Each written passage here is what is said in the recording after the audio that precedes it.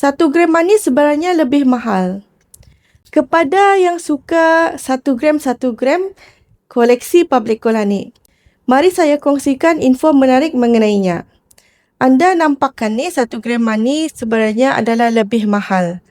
Masa ni 1 gram di Public Gold adalah dalam RM584.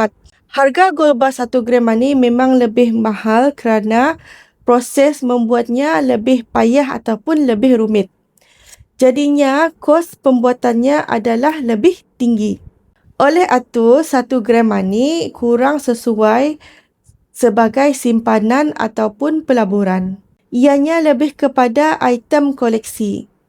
Tapi berita baik bagi penyimpan emas Public Gold.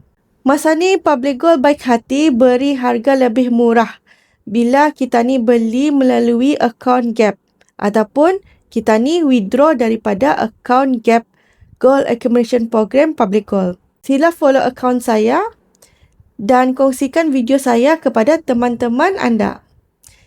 Saya boleh bantu untuk anda mula menyimpan emas harian ini. Terima kasih.